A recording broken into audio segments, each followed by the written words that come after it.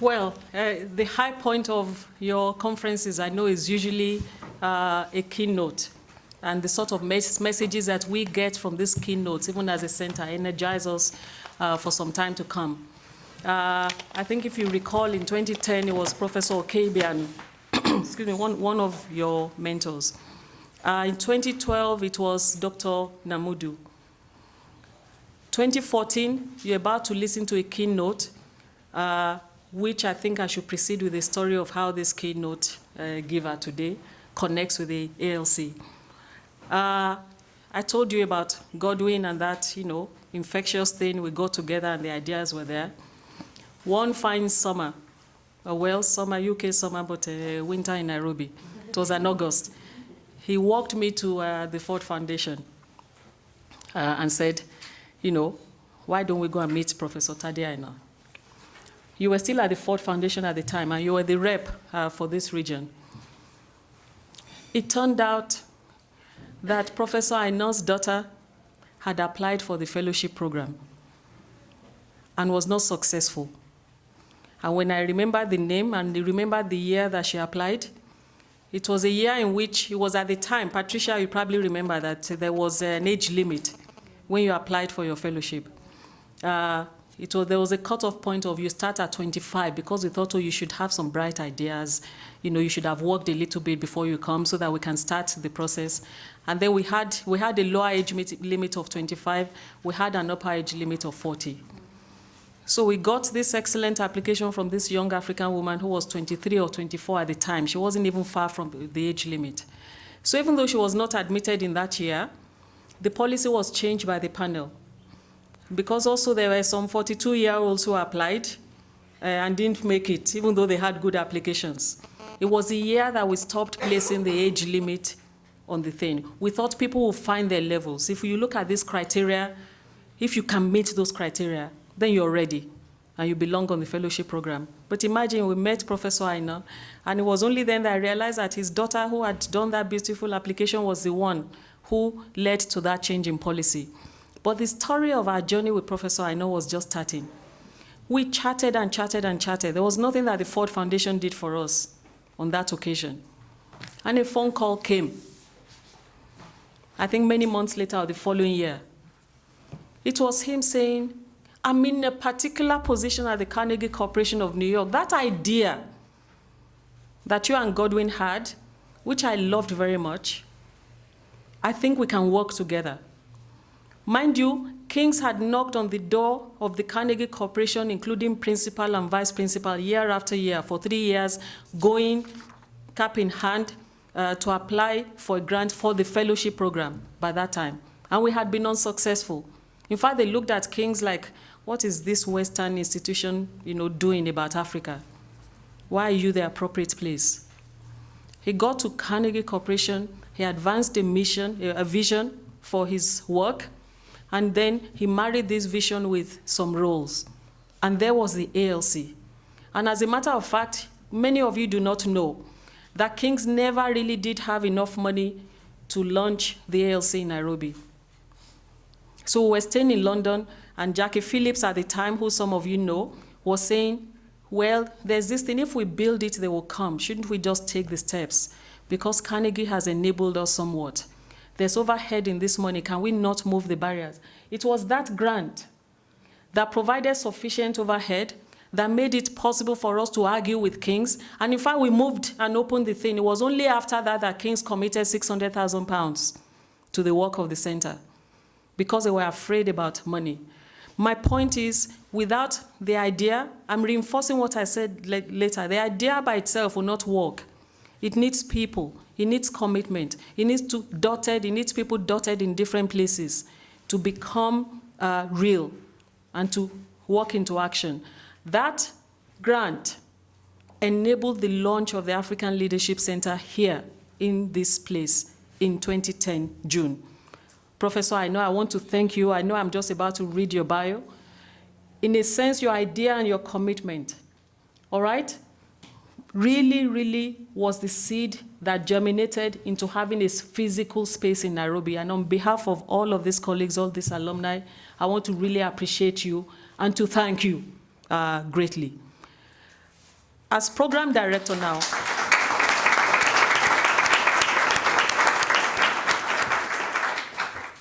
this role is what he went to Carnegie Corporation of New York to do.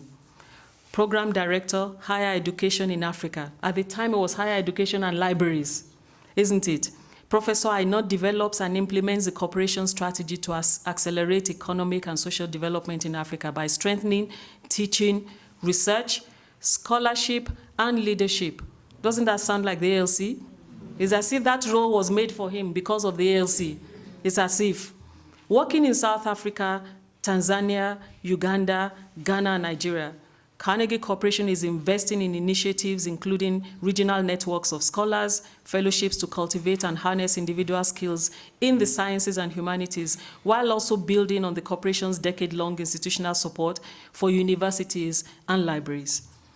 He's an experienced foundation executive. I just told you about the Ford Foundation, whose decade-long tenure in the Ford Foundation's Nairobi office, most recently as regional representative for East Africa, has been marked by innovation and visionary leadership. The ALC is testimony to that.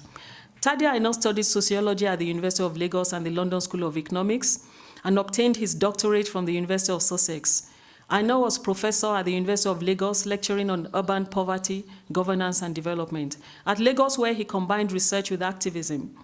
Tade was one of the founders of the Nigerian Environmental Study Team and the Lagos Group for the Study of Human Settlements, publishing widely on this and related issues. Some of you would have picked up his works over time.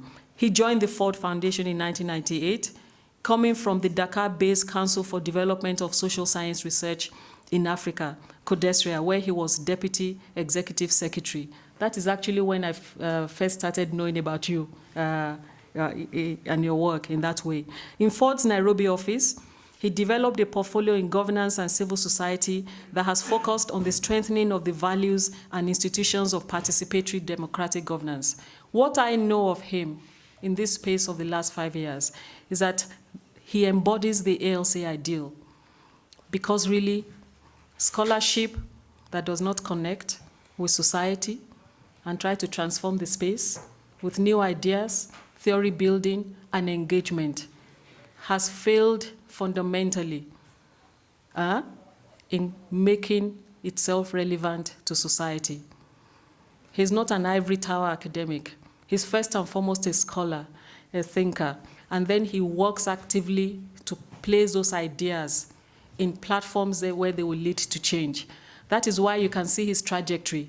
And I think you've come full circle, Professor. I know you have. Yeah, how you see? Yeah, and yeah, I'll let him speak to that. And he's moving out again to reconnect with another circle. It's my pleasure you've been in this building on so many occasions. When he meets with us, it's about ideas sharing. No meeting lasts less than 4 hours. Most donors who visit us just visit and they do. In fact, some don't even want to talk to us. They just want to meet their accountant and work with them in their offices. All right? This particular person is not just a donor. He's someone who works with things and places that he believes in. 4 hours at a time, sometimes 5, 6 hours. But today, you've come to see us in our full glory because the work you have been funding at the ALC, as represented by the people, every one of us, we're here to listen to you. And we want to listen to you do your scholarly stuff at this point in time. Professor, I know it's my pleasure to welcome you to give the keynote speech.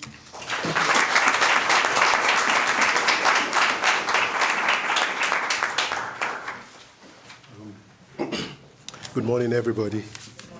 Thank you very much, Fumi.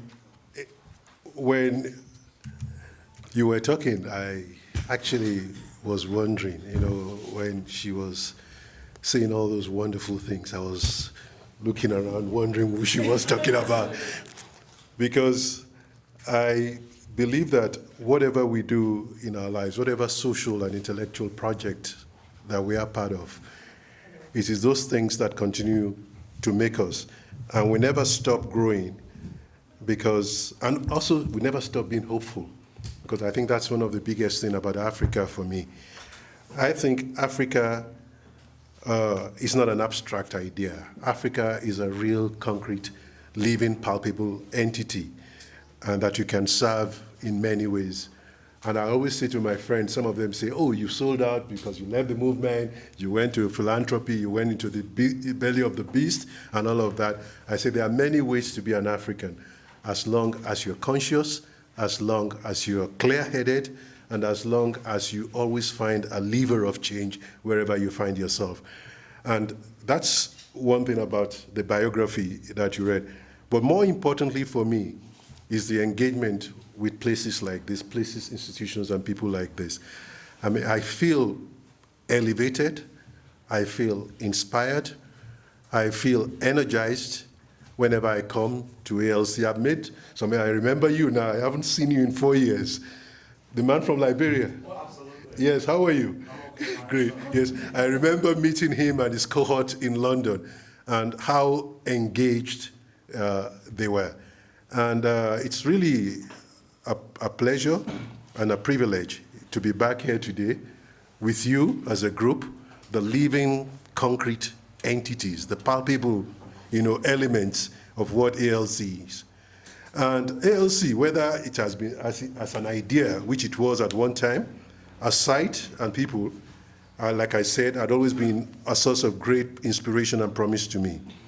And indeed, it is a promise that is being delivered by the mere fact of the work and actions of all of you who have built it, own it, and continue to grow it. When you say this is something we can own, this is Africa's transformation. I hate it when people go around with the cliche of African solutions to African problems, and for us to own something they call African problems, which have no specific or particular African identity. I think it's the cliche itself that Thabo Mbeki fell for. So, but you can own ALC. You can own the promise. You can own inspiration. You can own transformation. You do not own those things that have brought this continent down. We want to reject them and dump them. So it is always a wonderful and delightful experience to be here with the next generation of Africans in the field of peace, security, and development. Hearing from you and sharing knowledge on the theory and practice of contributing to the building of a new Africa endowed with justice, sustainable peace, and opportunity for all her peoples. To do this, it is imperative that we do not only build strong and inclusive economies and vibrant democracies, but also integrated and just societies. Talking about societies brings me closer to why we are here today as part of this conference that combines both theory and practice with the opportunities for transformational policies and politics. This is what ALC is about, and it is what your conference with the theme, Governance and Security in Africa, Interrogating Alternative States and Peace-Building Systems, is about. And I must say something that both Godwin and Fumi put me to work. They put me to work about a year ago when we started looking at the nexus and the interconnections between security and society. And that for me was something because, this work has been going on. I was telling Godwin this morning that there's a point of intensity that leads to creativity because I had been digging into the literature and I've been following since about a year ago when you talked about starting your leadership, society, and security. These are now looking at the security literature and the peace-building literature. Cyril Obi also came around to the corporation not too long ago, and we engaged also in the process of, when he spoke to us as the international program. Unfortunately, it's also seasons of migration for me. I am an intellectual and political nomad in some ways, not in terms of grazing ideologically or grazing in terms of discipline and belief, but never resting in one point. In fact, I'm about to leave the Carnegie Corporation completely of my own device and come back to Africa and do something different, which is something we're going to be from October 1st, I'll be doing from Nairobi here, working with a new team of researchers and a collaborative master's program in public policy across about 12 countries on this continent. So that's my next trajectory. It's about enough giving other people's money away. Let's ask for money to do things. So talking about society, I have intentionally chosen the title of my keynote address as States of Insecurity, the state society, and security nexus in Africa. States of insecurity, the state, society, and security nexus in Africa. To underline not only the structures that produce and reproduce insecurity in many African contexts, but also the conditions of existence that undergird our contemporary state-society security nexus in most African countries. Like development, another nebulous, contested, and much abused notion, security has become one more elusive object of desire and aspiration of the African condition. Our news outlets are filled with struggles for citizen safety. Your coordinator mentioned it, and Fumi, Dr. O also mentioned it. Our news outlets are filled with struggles for citizen safety and security. Our daily existence in both cities and villages are threatened by lack of security. Our resources and assets are vulnerable to breaches in security and deadly conflicts. As Africans, we live in a world today where security and safety determine our development and well-being. Security, either as a notion, process, or state of being, is intricately tied up with every aspect of our condition and existence. It inheres in the polity, the economy, the culture, and society as much as it defines them and is expressed by them. It is neither a sectoral nor partial issue. Security, citizen safety, and mitigating deadly conflicts are complex issues that require and demand holistic approaches and attention. And the reason where I'm approaching it this way was that with the connection with society, I'm beginning to see that in a lot of the analysis in the literature, particularly the dominant literature, society, social relations, social interaction, and all those things that constitute that field of knowledge and practice tend to be a residual category. And I think ALC intellectually is on a great step to lead into a situation in which you integrate society along with security and with the state and governance, both in terms of the connection of intellectual production of knowledge and the connection of practice. And I will raise some of these questions as we go forward. Yet our thinking, studies, analysis, and policies avoid or neglect paying attention to complexity and holism. And perhaps an important element of the crisis of social science knowledge production in Africa today is the increasing homogenization and perhaps monolithic nature of the narratives by which we understand and interpret our African condition, situation, and experiences. Between the dominant languages and frames of development studies, economics, and business, and like I said this morning, business is even more grounded because it's the bottom line, and business, and increasingly a security studies jargon, we have, as scholars and practitioners, locked ourselves into prisms in which our ways of seeing and speaking have come to determine the contours and boundaries of our understanding. From a methodological point of view, we are unable to grasp or explain the complex multi-factor and often contradictory and ambivalent realities of the majority of the social actors and players on the African continent. Either because our disciplines lock us into formal categories, abstract universal concepts, and predefined measures and variables, or trap us into teleological and ethnocentric concepts and frameworks, we at times, we at times do not see what matters or misinterpret it when we observe it. In the field of deadly conflicts, citizen safety and public security, and in an era in which the agency, actions, and dynamics in the field are laden with often unprecedented relationships and occurrences, we as scholars and practitioners are often playing catch-up with events and actions in this field. The question for me then is a knowledge production, knowledge utilization one. Is it that the world that we live in today in many parts of Africa has changed so rapidly and so profoundly that we are in many circumstances caught unawares by events and situations? Or is it that we do not know enough of what is actually happening on the ground in many of our countries? Or when we do know, is there a gap between the knowledge we produce and its utilization in politics, policy, and social interventions? Have we ever stopped to ask who uses our knowledge and why it is difficult in Africa today for African governments, politicians, leaders and institutions to use the knowledge and information generated by scholars, experts, and practitioners? Or is it because the knowledge produced on security, deadly conflicts, and peace building is not practical, translatable, or utilizable enough? Or maybe, as our governance systems, security, and societies are currently constituted, such knowledge as produced may never be used, as they touch raw nerves and sensitive points. States of insecurity, and all you need to do is look at the newspapers today, just look around you. Everywhere there is a state of insecurity, and I'm playing with the notion of state as a condition of existence, and state as that particular vehicle of governance, that instrument of domination. So when you say states of insecurity, there is an actually multiplicity of meaning in those words. When you look at what's going on the continent today, you look at Nigeria, you are not sure whether the state is not inculpated. It's not even the question of state capacity or the state that is neglecting what is. The state is actually a player.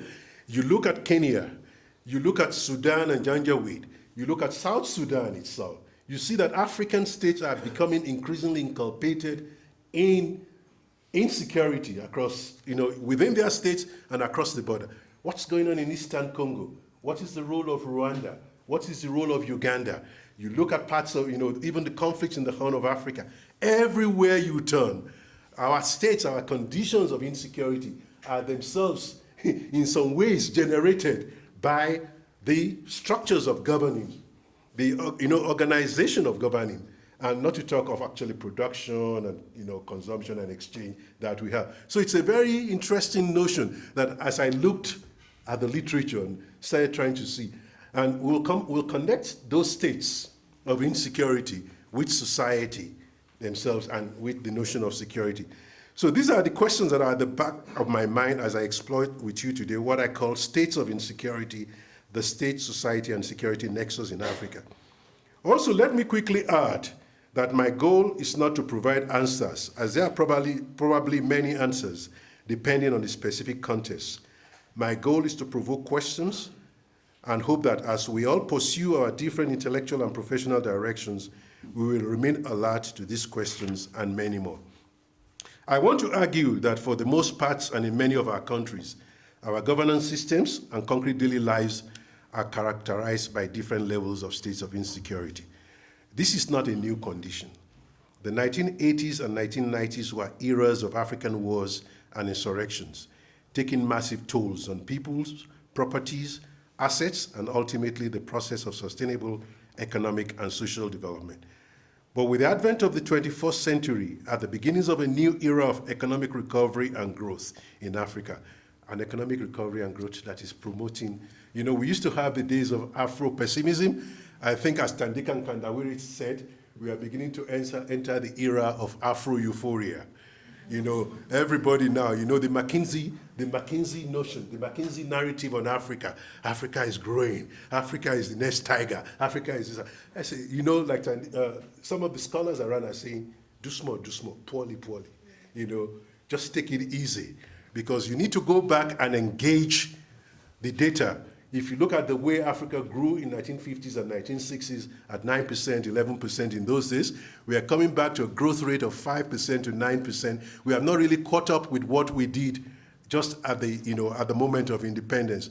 So let us, and though we have had an era of Afro-pessimism in the 80s and 90s, the worst continent, the hopeless continent, and all of that, I think we are now entering an era of Afro-euphoria. As Africans themselves, we need to be clear-headed about what we are seeing. And that's the point that I think is important for me as I engage you as fellows, scholars, members of the community that is ALC. But with the advent of the 21st century and the beginnings of a new era of economic recovery and growth in Africa, along with a new generation of electoral democracies, one will have said we have put behind us a period of wars and instability. But that's not the case. Deadly conflicts, extensive insecurity, and unprecedented and unpredictable attacks on public places and against civilian and non-combatant targets are becoming the norms in many parts of Africa. Why is this happening, and what exactly is happening here? Is it an unending crisis of governance in which the state and politics in our different countries, by the very manner in which they are constituted and designed, generate insecurity? Is this design problem complicated by the fact that the faulty structures themselves are meant to drive both development and security within their context? What knowledge do the drivers of our system have on how our societies are actually formed, operate, produce, and reproduce themselves, particularly in today's rapidly changing world? And how do these changes link with governance and insecurity? Before I continue, I think it is important to clarify some of the key notions in the discussion, because as you engage the literature, you will see that there are multiple meanings around the notion of the state, there are multiple meanings around the notion of society, there are multiple meanings around the notion of security themselves. And all of these notions are themselves also at times ideologically driven, and within them there is always, I do not think the notions are innocent, I do not think the notions are neutral, I think the notions have to be unpacked so that we know what we are talking about and see how they are related to each other. Also the notion of Africa itself too. We all tend to use this, like whenever I'm in New York and I say, okay, I'm going to Kenya. So I say, oh, you are going to Africa, yes, or something. Or you say to somebody, you say, oh, where do you come? You come from Africa. You know, Africa is not a country, like Pius Adesomi said in his famous article. Africa is a continent. Africa is complex. Africa is diverse, and culturally, ecological, and economically, and politically. It is not a monolithic entity, and I do not imply in this discussion that Africa is a monolithic entity. Let's look quickly at some of the notions that I think address what we are talking about. So I'm going to take us through very quickly an examination or engagement with the notion of the state, and the notion of society, and then the notion of security, and then bring us back towards how we have the nexus, the core, the intersection, the relationship. I'm doing this, what I'm doing, I'm actually a very good servant and steward of both Fumi and Godwin, because what I said to Godwin today, I said, if I were to take on everything you said, we will need a monograph, and we will need the 4 to 5 or 6 hours that we normally have in our conversation. But we do not have that kind of time, because Godwin and Fumi wanted me to look at a couple of things that I will not be looking at in this conversation. They wanted me to look at the evolution of society in Africa today across different periods and what the dominant changes have occurred in the nature of the constitution of African society. They also wanted me to take a look at state-society relationships. These are two areas. I'll mention them in passing, but these are two areas that I think require some work. And if this is going into publication, I promise you that definitely I'll make sure those parts of it come into it. But just to provoke our thinking, our engagement, and our conversation, let's start with the notions. The state, given the close and almost organic linkages between the state and politics, and it's very funny because since we have transcended the era of political economy, we've transcended the era of new Marxist and critical thinking of a particular point. People don't talk about the notion of the state anymore in the literature as much as they do. They talk about governance. They talk about, and in a very funny kind of way, if you have anything to do with political theory, if you have anything to do with social theory, you begin to find out that governance as a notion is an untheorized notion. It's not a notion like the state or politics or power or domination that is grounded in a theoretical explanation of the way into when it came to Sussex. In my days as a graduate student, we were all, because of how his theory contributed to the rise of despotism and military rule in Latin America. You will notice that the first line of that book is that it is not the type of governing that matters, but the extent of governing, and therefore justified both authoritarian and democratic forms of governing. So when you hear about governance, I always try not to get involved in the notion of governance because I think theoretically and in a lot of ways it's a lightweight notion, but it's a useful technocratic notion that people use, and it's value-laden. they do not only talk of governance, then they start talking of good governance. And when you begin to use good, you are moving into the normative area in sociology for us. So it's actually a very, very difficult notion in that sense. So given the close and almost organic linkages between the state and politics, I always hesitate to discuss one notion without the other. In this address, I offer an understanding of the core of the notion through discussing it in relation to politics. This way, the important connections with society and the economy can then be drawn further on in our discussion. The state and politics are closely interrelated notions that refer to specific institutions, practices, and actions around the organization and deployment of institutionalized power and domination in society. However, attempts to understand them are often colored by ideologies and political beliefs that in several instances lead to theories and conceptualization that are faulty and not universally applicable or acceptable. When you look, Raufu Mustafa and I also, one of the training we had in Codesria was the fact that we cite African scholars. Because at times, a lot of people read other texts, and this is important for you as ALC. It's not about citations and the index of citations or whatever you need for your scholarly advancement. It's the fact that the place that I'm going to now, I read the study on governance, a study on governance of 10 years that was talking about democracy, that did not cite any serious African scholar. Did not cite Claude Ake, did not cite Unoli, did not even cite the work that the people are called younger scholars are doing about transitions in Kenya and things like that. And you have a whole monograph written by 2 British scholars in which there was no reading of the African literature, no reading of the literature that came from the country, or systematic neglect and ignoring of the literature. So for me, what I always try to do is that if I can find a viable and valid African alternative, I will cite it first. And as you were talking about building the fellows and building your community, I think one important lesson there for you is to begin to engage each other's work and to begin to cite, criticize, engage, discuss, and unpack each other's work. So I think that's one knowledge that is important. But the notions themselves tend to suffer from problems, particularly the Western models, and these problems are basically ethnocentric.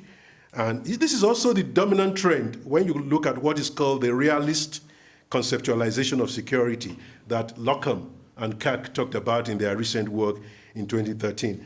Mustafa's critique of the modernization and neoliberal approaches to African politics. According to Raufu Mustafa in his 2006 work, the state is the organization of public power. This definition recognizes the centrality of the state in the arrangement and deployment of power and domination and the attendant social relations in the public arena. Of course, it presupposes the understanding that there are collective players, such as social and political groups, located at different points within the hierarchy of the socioeconomic structure and working through different institutional mechanisms, such as political parties, voluntary associations, ascriptive political organizations based on criteria of birth, age, sex, or race, and other structures of domination expressed in different modes of governing. These different players that we talk about do what is called politics. That is, they carry out the struggles for control of the means whereby power is used and an advantageous position in the relations and structures of power and domination.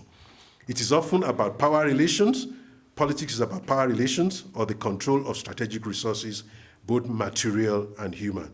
And as Mustafa has pointed out, the nature of this politics and its outward manifestation has changed in Africa since colonial times, although its underlying pattern of domination has not significantly changed. And we can see that.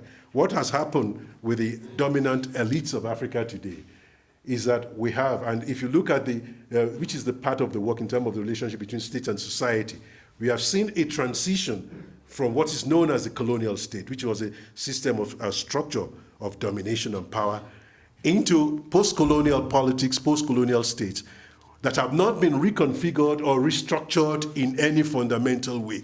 So there's not much, in fact, again, Peter Eke, who wrote about the two publics, in colonialism and the two publics, and talked about, and that's also very important when you look at security studies itself, when you look at the Weberian notion of the monopoly of violence and the nature of public power and the rejection in a place like Africa that people say about what you call the dominant formal public. Peter Eke, many years ago, theorized this in colonialism and the two publics to show that within African political and economic systems and societies, there were two types of public, what he called the colonial public and what he called the primordial public. But today, with the nature of the way our politics and societies are constituted, we have even moved more to a situation what I'll call multiple publics. I think in recent times, a British political scientist has taken up this idea, Njoki, and it's been, it's taken up this particular idea that has actually been turned, is now being appropriated for him without people really reading the fact that 20, 30 years ago, Peter Eke, in the study of the two publics, talked about this. So the state, in many ways, is a central element of the way power is distributed, and it's also the site of struggle. It's a site of domination, it's a site of power, and it has a relationship in itself with conflicts. Because the struggles that you have within the state, the political struggles, have implications for conflicts, for war and peace. From passive resistance and resentment, they have been the objects of mobilization towards various forms of aggression. Although their roots are often in the economy and politics, their foundations and the camouflage of their expression could be and are often in society. That's the struggles. Therefore, when we look at domination and resistance, we often find different layers of formal and informal expressions that different social actors use to structure their multiple realities. This is the basis of the theorization of informal governance and how it relates to the causes and responses to violence, criminality, and conflict.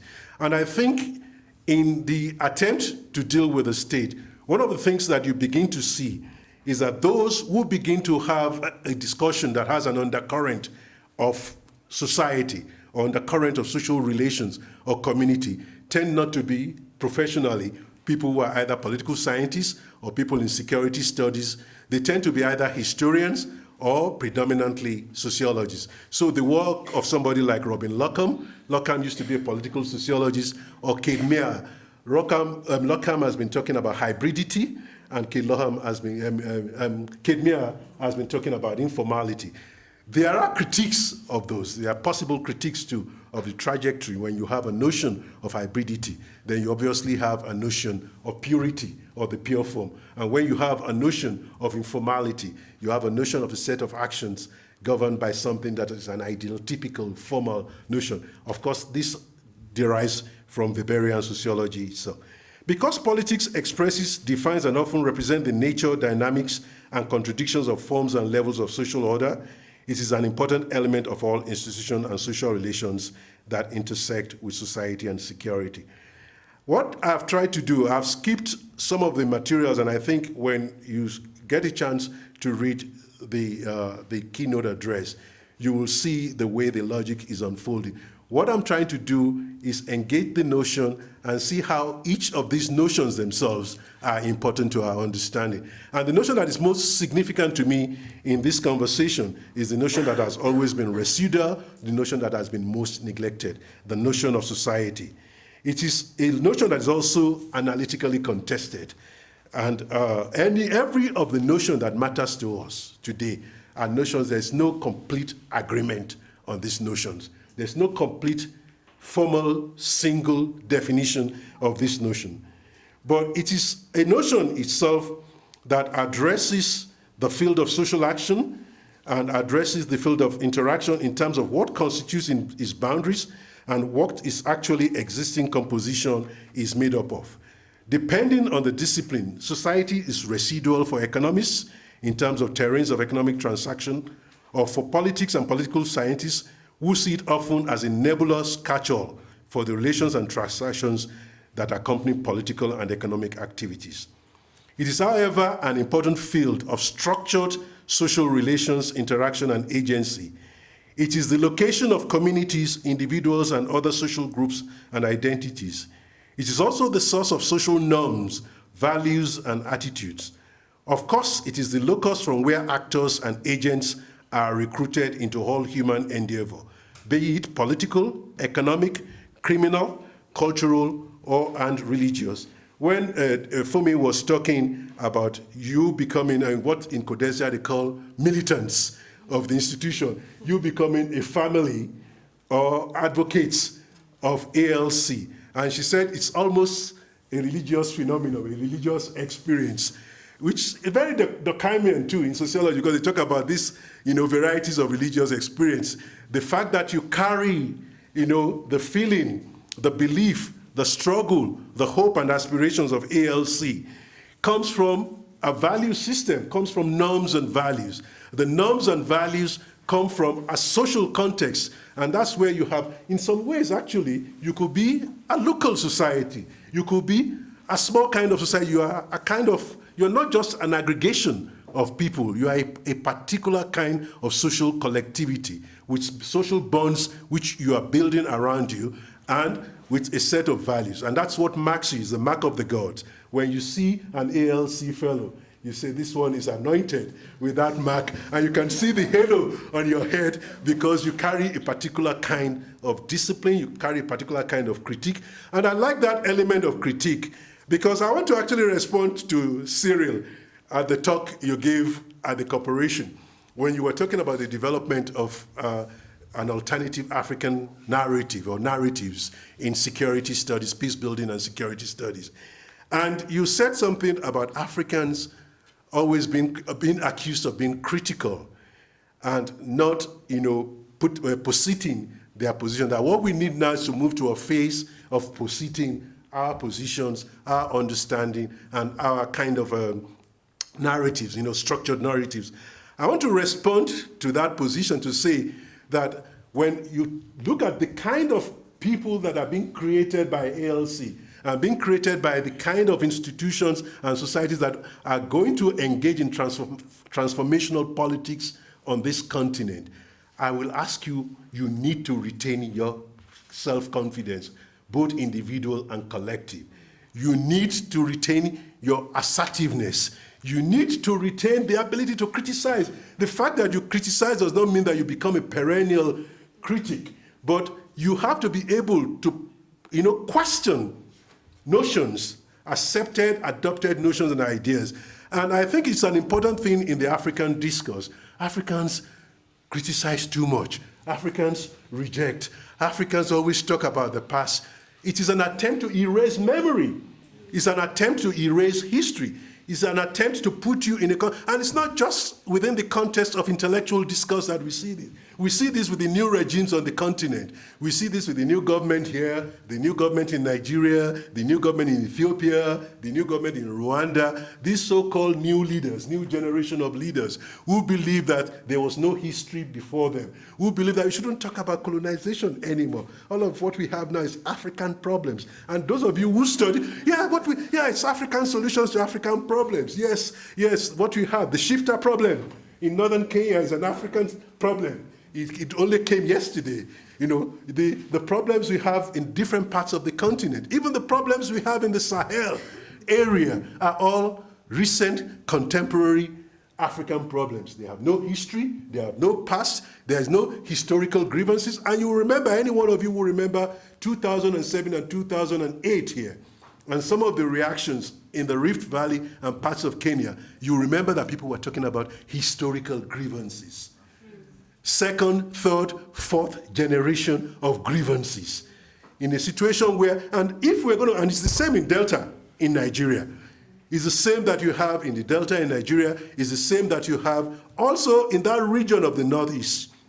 The Sahel region that goes from Nigeria. And these regions are regions that I'm beginning to actually call conflict fault zones, because they are regions that they are morphology, both political morphology, the nature of their very constitution and their history have created and generated generations of conflict, no proper reconciliation, no proper resolution, and the structures of the state, the structures of politics, the structures of the economies do nothing else but reproduce grievances and regenerate and crisis and insecurity. So you have a series of them like that, and they're very interesting. And all of them have historical and in some ways, very interestingly, ecological, correlation. They come together in some areas. So I think this is a very important element in terms of the contributions of these sociologists or the social scientists that look at society as the basis of the understanding of security. It's not saying that the political approach or the traditional Bismarckian, Weberian approach of real politics that you look at from international relations or you look at from security studies do not matter. It says, what I'm saying is that let us bring society back into security studies. Let us bring social relations, social interaction. Let us bring norms, values, all those things that make people. In fact, I remember that in the Ford Foundation, one of the things that used to really surprise some of my colleagues in the early days of the Palestinian conflict with the second intifada in, I think, 2001, just before 9/11, was the fact that a 13 or 14, 15-year-old girl can strap explosives around herself and blow up other people. And a lot of the people, the Western mind at that time, I think they've come to terms with it. I think it's occurred so many times over that they have become inured. But they were wondering, what is it that drives this young person? Then, of course, there are all kinds of explanations that they've been brainwashed. So they are not conscious, actors with an agency, with a sense they've been socialized. If they've been socialized or they're brainwashed, that is society. Socialization is the process of the transmission of knowledge and values from one generation to the other. So you have a 13-year-old, 14-year-old ready to blow themselves up in the pursuit or advancement of the cause. They have been socialized. And that was the question. That was where a lack of engagement with society as a basis for understanding comes in. So in many ways, society is something that I think is a very, very important element of our analysis, and I'm very glad that is something that ALC is beginning to look at, even as you develop your two forthcoming master's program. Of course, operationally, society has also ceased to be a geographically bounded concept. Society can be local in terms of its scale, and at times it can be national and transnational. Thus, just as one can talk of society in relation to localities such as Kibera in Nairobi, so one can also conceive of a Nairobi society in relation to our field of collective interest, or even a transnational society. The very existence of a lot of movement, globalization, internationalization, the changes in technology in which you have virtual engagement and the building of virtual communities have all changed and shifted even our understanding of the notion of society. And for those of you who are looking at security from the normal formal security studies point of view, you can see that even a lot of learning and copycat activity is emerging as a result of these new forms of transnational relations. So you have people who have never seen anybody in Yemen, never seen anybody in Maiduguri. You have people who have never seen anybody here in terms of, and is this not just about what you see, the kind of insurgencies that we talk about. It's also related to what you see with criminal gangs, or criminal gangs, trafficking groups, and all of that. So you have connections across borders. You have transnationalization of the interaction of these people. So you have societies that are being built across borders. Now, security is another notion that I think it's interesting in this. And as most of us already know, and as reiterated by Lockham and Kirk, Security is also highly contested, both in the realm of politics and the realm of ideas, even the ideas of securitization. And I remember my stint in Cairo. I made a mistake in a conversation, and this was in 2001, to talk about security at a meeting in Al Aram.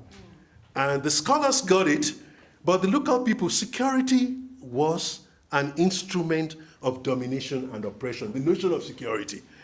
So in some way, in some places, you know, in terms of the practice of politics or its location in society, an ordinary person in the Middle East, when you talk about security, they are looking at it from a different perspective, from a whole set of apparatus, from a system of oppression, system of repression, a system of closure that limits your movements, that subjects you to searches, that subjects you to all kinds of situations. So it's a very funny way, that notion, you know, the meaning of that notion to several other people. But to those of you in security studies, of course, you have some kind of clear that about two very clear notions. The first one is the realist perspective based on the state's monopoly of legitimate force within a territory.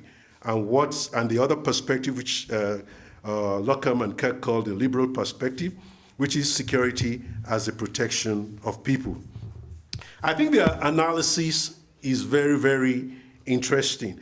And I think one of the elements of the work that bringing society back into this can show is the increasing emergence of what one might call not just the monopoly of legitimate force within a territory, but the oligopolization of force. And this time it might not even be legitimate force. But again, why I said states themselves are inculpated in this. At times when the state does not want to engage a location, the state looks away and allows criminal gangs to provide order. You see that in the most deprived parts of our cities, in which there is an agreement between the state law, the forces of law and order, and the criminal gangs providing, you know, protection rackets, maintaining a kind of, you know, illegitimate law and order. And I've seen some very interesting studies are emerging, studies that are coming from people that are sociologists. I was talking to Godwin, and we shared some references some time ago. First, the other one was, is it Mumba? What's his name? Mumba, the guy who wrote in the Review of Political Economy, the Kenyan who worked with Musambai. First was the early study by Musambai, in which he looked at criminal gangs, or he looked at militias. Yes. Yes. Musambai's work around the Mungiki and several of the urban gangs was very interesting in terms of the puncturing of this Weberian notion of the use of the monopoly of legitimate force. His recent work, which I saw the PowerPoint, and which is massive, large end study in Kenya, is a very fascinating one, which we did with Mutai Nguyen. That is also another interesting, in which there is now beginning to come together a convergence between criminal gangs and insurrectionary groups. So you are beginning to see a transaction between criminal gangs and the outsourcing of terror in a place like Kenya. It's a fascinating area, but if you are not looking at a sociological perspective, if you're not engaged in communities, if you're looking at it from a formal perspective, from the top down, you will never see this kind of work that is going on. So for some analysts, security concerns political power, including the use of organized force to establish and maintain social orders, to protect them from external and internal threats. For others, it is about how individuals and communities are protected or protect themselves from violence, abuse of power, and other existential risks. Both approaches can be integrated, and when they are integrated, you begin to see the fact that there are some deep tensions between them. But combining them is especially apposite in what is called the hybrid political orders of conflict-torn regions in the developing world, where the state and its monopoly of violence are contested and diverse state and non-state security actors coexist, collaborate, or compete. Even when security and insecurity are experienced and decided locally, they are determined nationally and globally. It is at the interface between local agency, state power, and global order that the most politically salient and analytically challenging issues tend to arise. But as a point of methodological departure, this approach is not new. This approach that's put forward by Lockham and Kirk was not new and was common in the more solid analysis in development studies in the 70s and 80s, a field to which Robin Lockham himself contributed a lot. So here we have a more sophisticated engagement, but a still limited engagement in my view, from the residual position allotted to society. This is because Lockham and Kirk focused on analytical domains that they defined as political spaces. They had three major political spaces in which you find conflict, the so-called conflict zones that I talked about earlier on. They talked about unsecured borderlands, where state authority is suspended or violently challenged by alternative claimants to power. They talk about contested leviathans, that is states of disorder, where there is no clear order, that, from Hobbes, the war of all against all. That is, where state security structures, whose authority and capacity to deliver security are weak, disputed, or compromised by special interests. And then they talked about securitized policy spaces in which international actors collaborate to ensure peace and fulfill their responsibility to protect vulnerable end users in unsecured regions. That, for me, is also the so-called securitized policy spaces is a very interesting element in terms of the international intervention in our lives, particularly on this continent. There's been more intervention on this continent, either in terms of the nature of transitions in governance or in the nature of attempts to resolve security problems. And to a great extent, most of these interventions have not been the best for Africa. If people are going to talk about African solutions to Africa's problems, they should leave Africans to engage their own politics, their own conflicts, and resolve them. And they should actually, an interesting part about the history, people were trying to wipe off history. Now with the archives being open, we know the role of the United States in the assassination of Patrice Lumumba. We know the role of Belgium and the rest of them in the keeping of people like General Mobutu. We know their role in different places on this continent. And when you look at that, we know the role, particularly the role of France and several other international players in keeping African leaders in terms of providing the security for them. Security was privatized. If you're looking at security as the monopoly of force, and yet you have a privatization of security in which those who really rule your country are not taken care of or protected by your own country, they are using, to whatever you say of the world, they are actually really using mercenaries. I've always said that if you leave some of African leaders to African people, those leaders will be torn to pieces. All you need to do is take them to a popular market, take them to Mokola, or take them to Kibera, and let them work alone by themselves. Then you will see how well integrated they are into their societies and social order. So again, we see references to political spaces without a mention of society and different social groups, such as women and children and peasants. So these so-called unsecure regions, which are called conflict fault zones, are social and geographical spaces with populations and different actors. They are often a source for recruiting participants in the conflicts, and they are also a source for the agents and victims of violence, abuse, and atrocities that happens in these zones. And with the formalized abstract discourses of political relations, what we have is that the voices and the agencies of the real players, the people who come from society, are often lost. Of course, you have really deep narratives occasionally with ethnography, but ethnography tends to be really individualized narratives, unless you move into the area of structuralism by Levi-Strauss in ethnography that finds deep structures between the narratives of individuals across the place. The only point where you begin to see some, really thick study is when you engage some of these ethnographic studies of what happened in conflict areas. But still talking about African narratives, Dr. Obi, I think what in the early discussions around ALC, I remember an engagement that came from you, in the conversations around the work of women's groups on this continent. The works of people like ISIS Wiki, the works of groups like Urgent Action Fund, the works of women's groups around peace and unity, and the development of narratives that belong to these groups, narratives about conflict resolution, narratives about the dynamics of conflicts, and narratives about early warning systems. In fact, the 2007-2008 crisis in Kenya could have been averted if we listened to the voices of women's groups that began to talk about the increase in sexual violence and aggression against women in the northeastern region, the rise of hate, hate literature and hate conversations and hate pronouncements and broadcasts. So in many ways, one of the things that, and I'm not sure, I think in the discussions you can correct me, one of the points that you were thinking about 5-6 years ago when we had this conversation was that one of the things ALC was trying to trap in the creation or in the advancement of an African narrative on conflict and security was a lot of the materials that are coming from gender studies and gender intervention and the women's groups that have engaged conflict zones and conflict areas.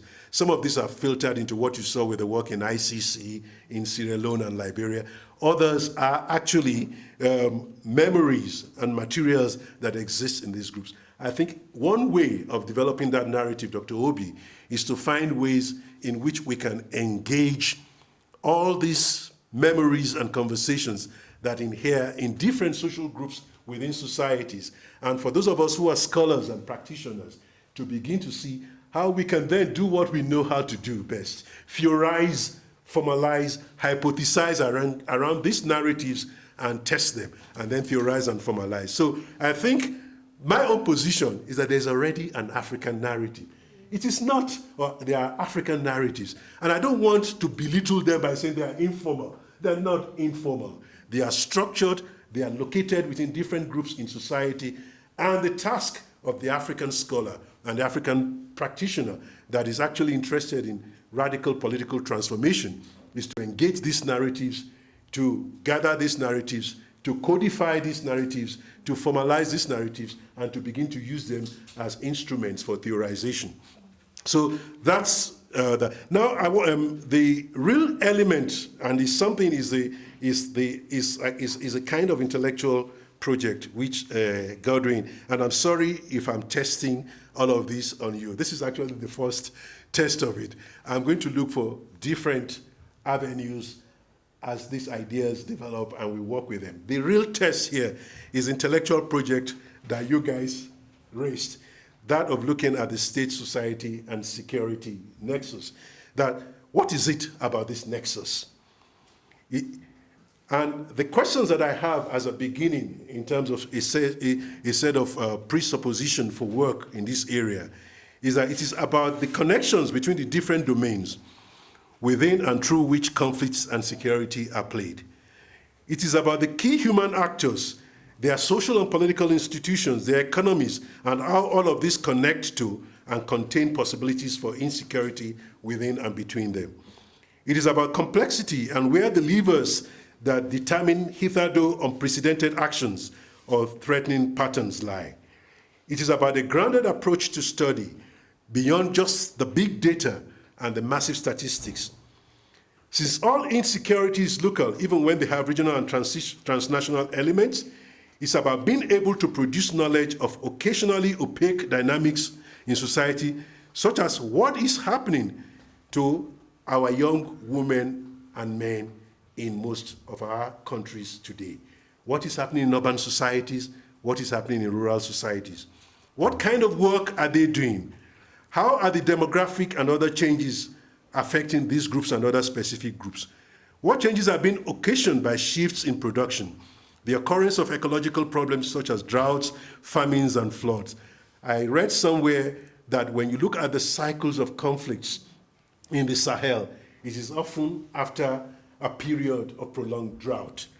And what we do not have yet is really the extraction of these narratives in a structured way to begin to produce the kind of knowledge that says that we can begin to see early warning systems in things that are about to happen, where it is about observing subtle shifts in allegiances and group relations.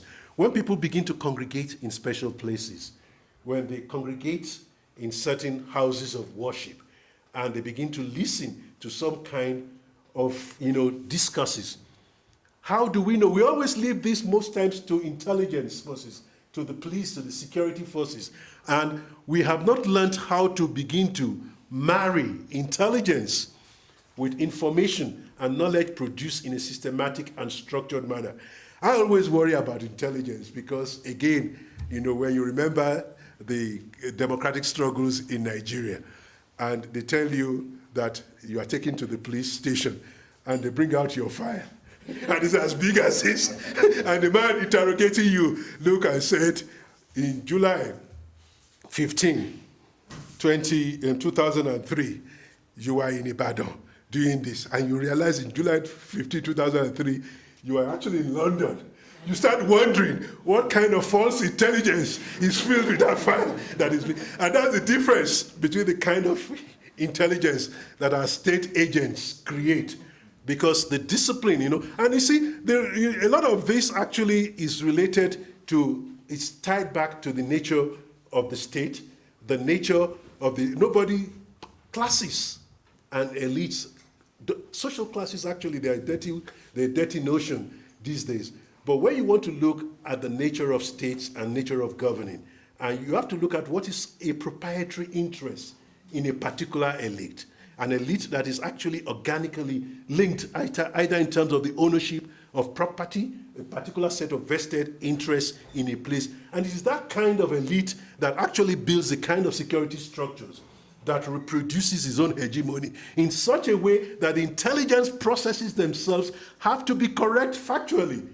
When you have a situation where you have an elite that is actually a superficial and floating elite, that has no proprietary interest, that has no, that there's no correlation between its existence of domination and the territory in which it is, then you have a situation where the creation of the security forces, the creation of security apparatuses are such that they are superficial, they are not deep, they are not necessary, and you tend to have the production and reproduction of false intelligence. And that was the difference between the colonial structures and a lot of the post-colonial structures. And it's also the difference between some of the kinds of societies you have on this continent today. It is the difference between the Kenyan elite. I believe that no matter how much they take themselves to the brink, their proprietary interests in terms of their hegemonic control on this particular territory is such that they will never allow Kenya to go over the brink. And that is the difference between the people who run this country and the people who run Nigeria. Particularly at this moment. So you can see when you look at crises that lead a society to the brink of breakup and all of that, it is because those who control the state structures, those who control the instruments and agencies and structures of the monopoly of domination themselves are not organically connected to the society, either in terms of the ownership, either in terms of the presence. My visits in Kenya several times, and I'm talking of going to Kiambu region. When you go to Kiambu region, you know the relationship between power and presence on the ground. And when you go to some other regions like that, but I've tried in Nigeria to really see, apart from the emirs, and all, the dominant elites in countries like Nigeria do not have that same kind of relation. And it's the same thing that you have in South Africa in terms of the relationship between the state, society, and economy. Although it was a limited society, the apartheid society, that you had that kind of organic linkage between the ruling elites and society, and that's allowed the basis for this shift. So this is one of the things that we talk about when you talk about intelligence production, and you talk about who is it that is collecting this intelligence data. It is because for those collecting the intelligence data, it does not really matter to them what kind of information they bring back to the state. So the point of this address is that given that society and social relations constitute the base of the relationships and interactions that ultimately develop into conditions of insecurity, We need to pay more attention to society and the social than we have done so far. This means we need to expand and deepen our methodologies and methods of study to make them more inclusive and find ways of unveiling the multiple layers of alliances, identities, and allegiances that exist or are developed in conflict zones. This way, our knowledge will be more grounded and our narratives will be equally concrete and substantive. As scholars and practitioners, we'll have real stories to tell, real trends to assess, and enhanced capacity to engage policy and politics. Thank you.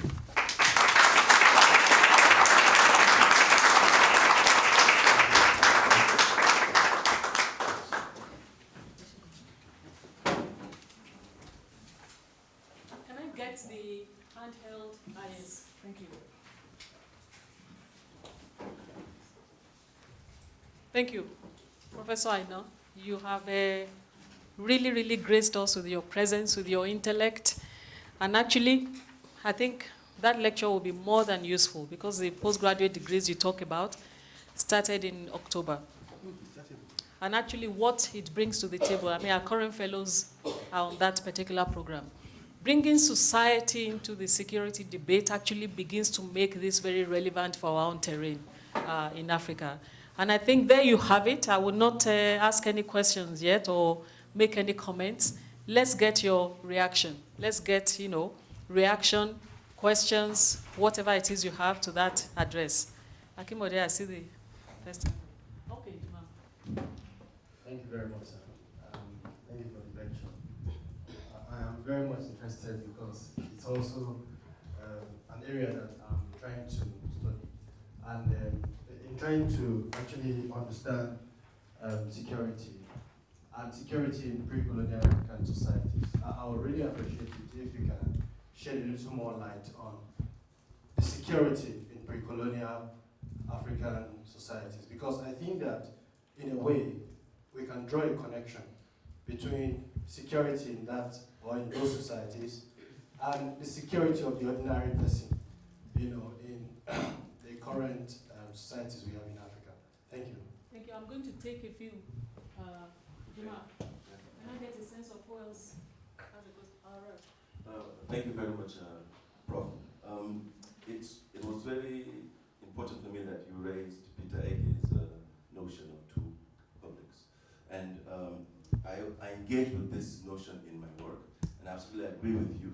Not a critique of Ege, but to say that since 1975, the society has not remained static.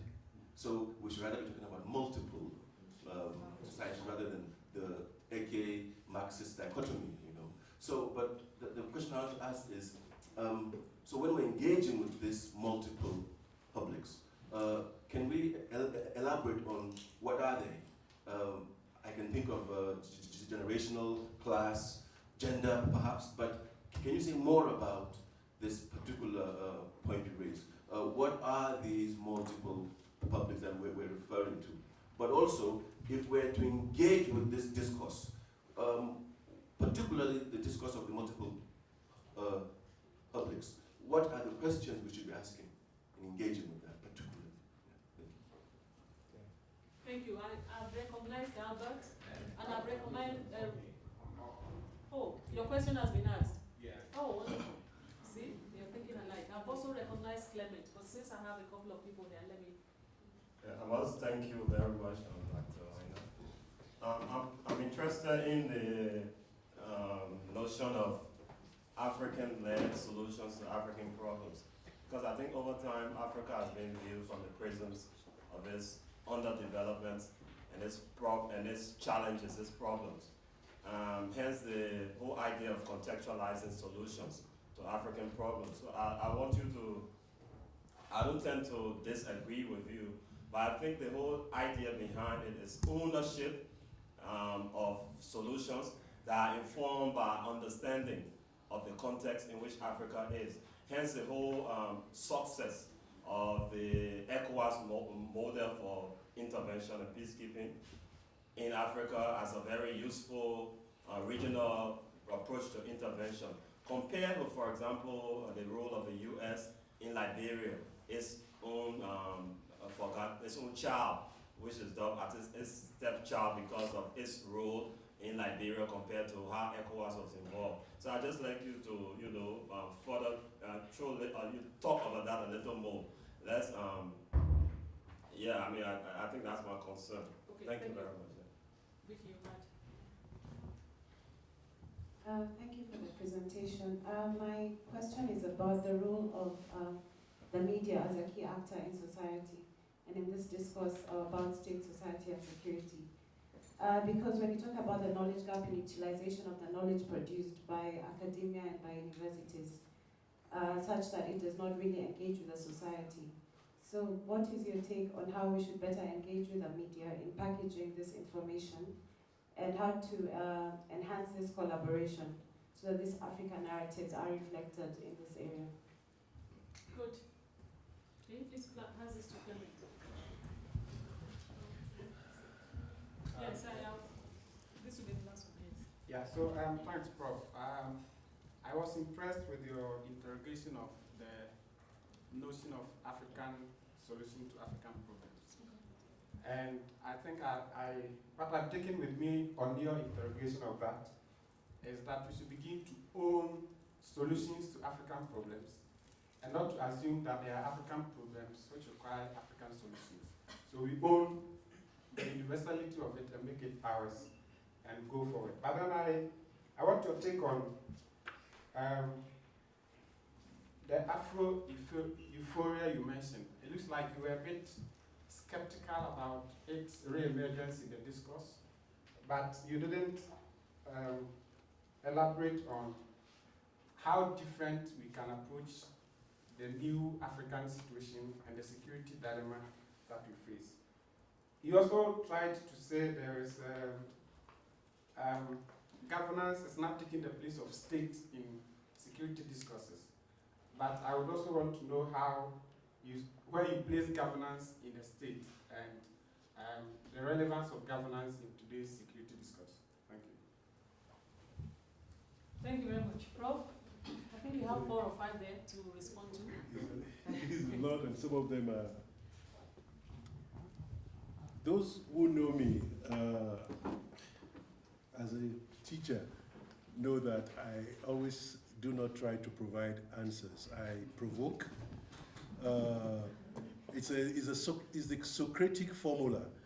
You know, you are the gadfly, you sting, and you are the midwife, you help to deliver. The process of finding answers belong to you. I'm going to confuse the notion of security in pre-colonial societies a little bit more. And the reason I want to do that is to move us away from what Terence Ranger talked about when he talked about invented traditions and the idealized notion of pre-colonial Africa. The historians here know that slavery is about 400 or 500 years old, even before it was about 300, 400 years old before colonization. The historians here know that you did not only have slavery. In pre-colonial societies, or pre-colonial Africa, you have wars of conquest, the pacification of Africa. So when you talk about security, I wonder what kind of security you were talking about.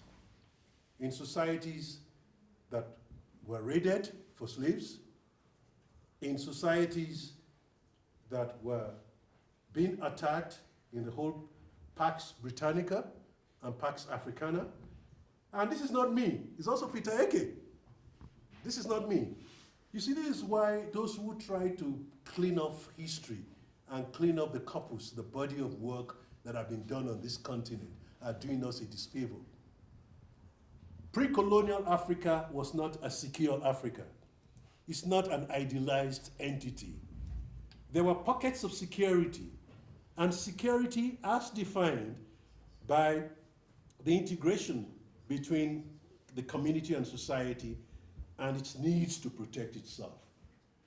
So in a lot of pre-colonial Africa, apart from where you began to have the empires and the kingdoms, if you talk about the Yoruba wars, you talk about Infikani, you talk about the movements, the massive movements of migrations, the disruption from the movement from the Nile down here. I don't know what you're talking about security or the absence of conflicts. You were talking about the evolution of states and the evolution of kingdoms. And apart from today, apart from this contrived mode that we are beginning to have, in which constitutional democracy or states are decreed by colonial powers, states have always been created by conquest. Conquest means conflict and wars, and pacification, and of course, domination. And then domination is very Machiavellian. You use force and fraud, and the force is actually, force is actually violence that you convert into legitimate force as a result of the institutionalization of your rule. That's Weber. And fraud is the ideology and the belief that the people internalize in themselves that make them accept your rule. Gramsci, the beginning of hegemony. So basically, let's get away from this conception. Let's look at security in pre-colonial Africa as a way in which communities and societies mobilize themselves for their own protection and defense against enemies and outsiders. And the systems and intelligence that they use that, the lookouts within the communities, the realization that today is not safe, the ways communities organize themselves. And it's a very interesting discourse because we want to have an idealized notion. We want to invent tradition, pre-colonial Africa. It was the same pre-colonial Africa that had amazing warriors, the women warriors, that led in very many people. So when we begin to have this superimposed gender relations that women are not warriors, they cannot fight, they cannot do what men do, it's because we're inventing tradition. So I won't give you an answer in that sense. I'll say, you go on, engage the thinking, engage the body of work that exists, and then say to yourself, how do you begin to kind of distill, extract, rethink what pre-colonial Africa constituted from the historical ethnographic materials that exist. And of course, pre-colonial Africa had havens, the shrines. Even if you were being driven if you were taken in slavery and you run to a particular shrine, there were havens. There were also borderlands. There were structures of legitimate interaction. There were borderlands that you did not have conflicts over because you were thinking of different kinds of kingdoms. Those are the kind of things that historians taught us. So that's how I will respond to that. I'm not sure I've satisfied you with a notion of wonderful pre-colonial, secure pre-colonial Africa with mechanisms of security that protected the individual subject or citizen. So the other one is engaging with multiple publics.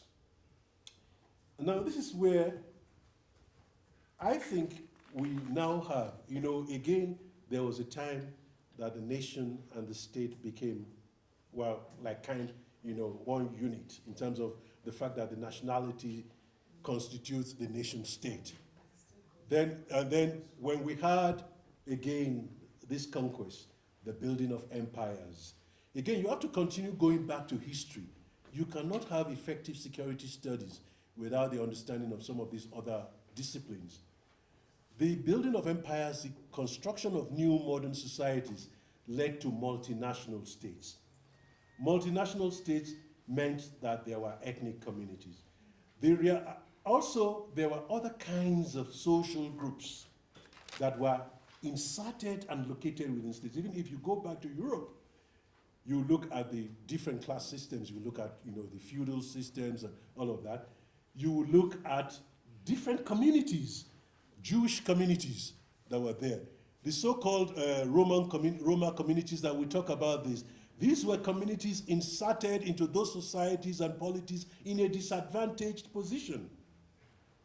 That the whole process of democratization changed. Now for us, we have a different thing. We are artificially constructed entities in many ways because we were the result of the decree. Nigeria, the name was given by Marjorie Perham, and it was, the amalgamation of Nigeria as 100 years. Now, the colony of Lagos and the protectorate of southern and northern Nigeria. And in a kind of, if you go back, you should also read Mandani, Citizen and Subject. which has a very interesting, analysis of this. If you go back to the structuring of Nigeria itself, and where prejudices were structured into the constitution of the Nigerian polity, very similar to Uganda. And Sir Frederick Lugard, served in India, in Uganda, and in Nigeria. And he practiced, yes, he was also governor in Uganda. He practiced this. It was, the dual mandate, which was the name of his book, and the way the colonial enterprise was the dual mandate. And the dual mandate was the mandate of the British, the construction of the new state. And of course, when you also look at this again, the whole process of colonization was about privatization before. You had the Royal Niger Company, you have the East African Company.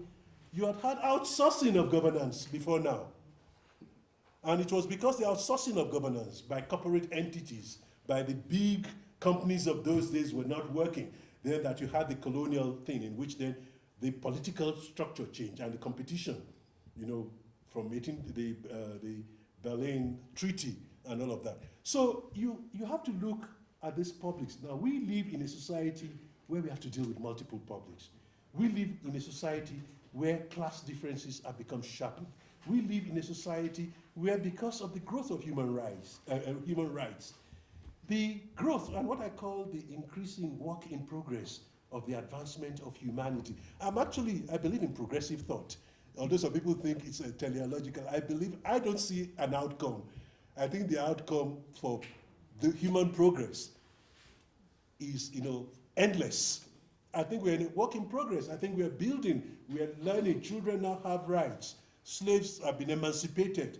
Women have, gender struggles, gender equality, human rights is enshrined, constitutions are being built. This is the basis of the multiple publics that we have. That we then begin, it is in our hands, our destinies are in our hands. And that's why I like what happened in the constitution building process in Kenya, that we construct and have new designs for living together within the context of our understanding of our differences and diversity. And therefore, we are able to address within whatever kind of social contract we have. And this is actually the more correct social contract. The whole Rousseau social contract and all of that you have is all a myth. It was all about domination.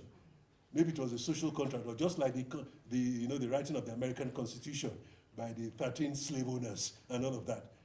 So this is the point about the multiple publics that we're talking about. Today we have the opportunity to have inclusive democracies. We have the opportunity to have designs, constitutional designs. The South African Constitution is also a good example. Even though it's flawed in many ways, but the design itself, I keep coming back to the issue of design. We have unprecedented opportunities to begin to continue to engage and demand that we revise the charters by which we come together. And that's how you deal with that. Multiple, new forms of rights, engagement, inclusivity, both including people in economies, including people in societies, including people doing away with old prejudices. Then African-led social to African problems. If it's about ECOWAS, I'm not going to fight you. If it's about ECOWAS, what worries me is that it's becoming a mantra, and we're accepting it.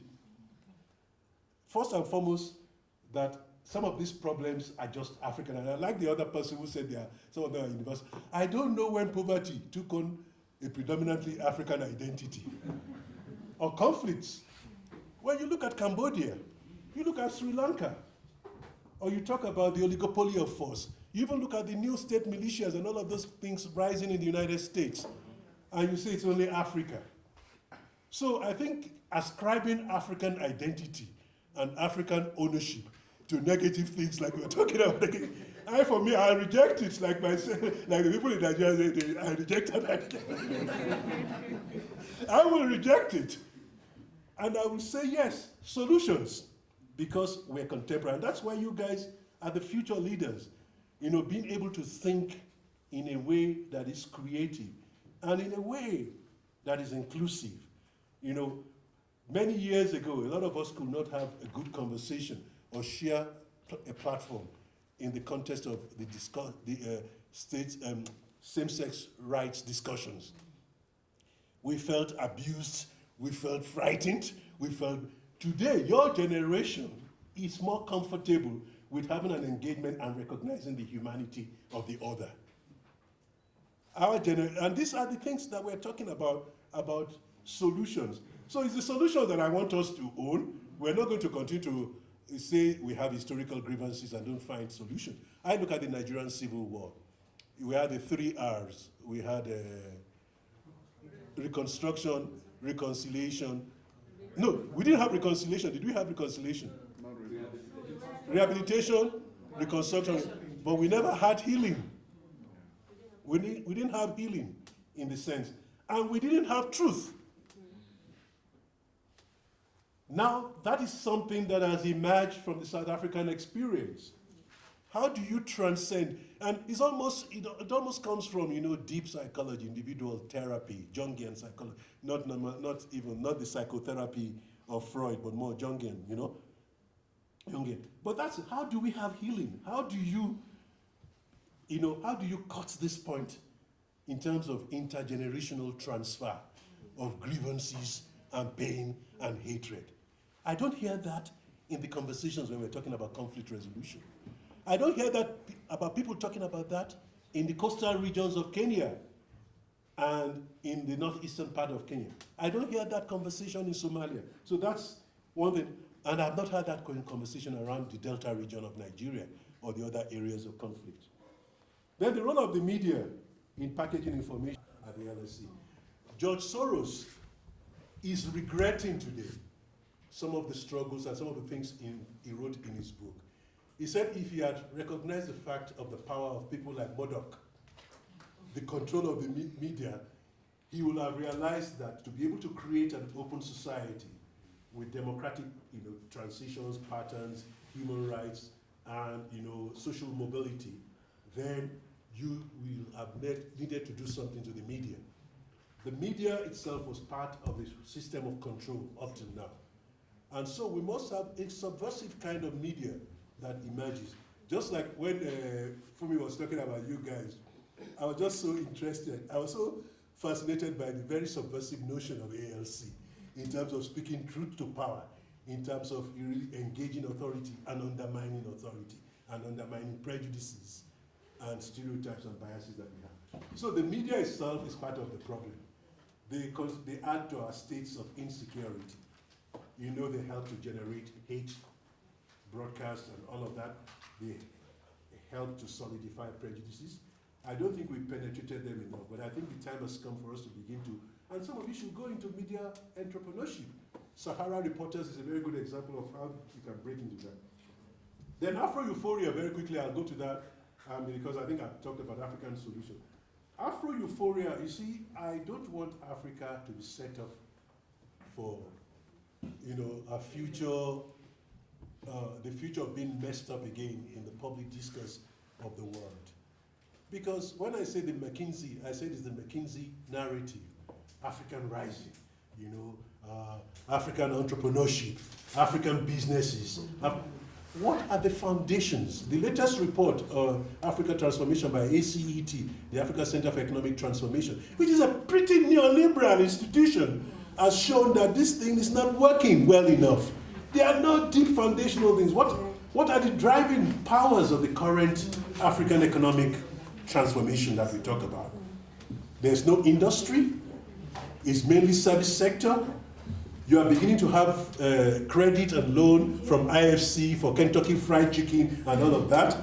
Our young people in Ghana are being employed in hotel industry with their degrees, and they have no job security. They can be thrown out any day. What are the growing sectors? There's a different growing sector in services, in information communication technology, in which Nairobi is becoming one of the hubs, and you are beginning to have a kind of digital economy. How are our governments helping that particular transformational process in terms of investment in education, in terms of investment in industrial, technological, and scientific parks? So for me, I'm very worried and very wary about a place when I go to the streets and I see hundreds of young men and women. The women are selling peanuts, the men are selling Harrods bags, Harrod plastic bags. Is that economic transformation?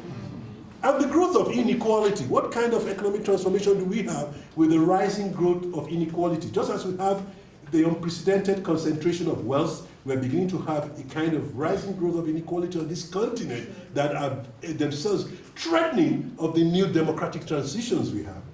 That's why I feel we should get away from this Afro. And it's up to you. When people tell you, that's, I call it the McKinsey narrative, because McKinsey has actually become one of the major producers of knowledge and information. And you're having that, all of these producers of knowledge based in the business sector. You have all these, what do they call, consultancy firms, KPMG, Pricewaterhouse. These are the ones producing knowledge, and of course you have the more serious think tanks, but again, you still have superficial knowledge, producing knowledge that competes with the knowledge that you spend time to produce, or the knowledge that is produced in civil society struggles and activism. But this is the knowledge that is easily accepted, and the next day Africa collapses, the next day Kenya, and of course it's beginning to happen. There's a problem, the currencies are being devalued. So you're going to see a new era of some of these economies running into trouble. The fundamentals are not right. So that's my reaction to the Afro-euphoria. Wow.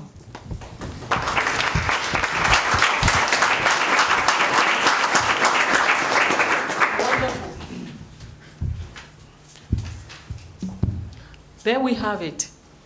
There we have it. I didn't see any more hands up, but Professor, I know you are spending the day with us, I imagine. Yes. So please feel free to get in the coffee or at during any other sessions.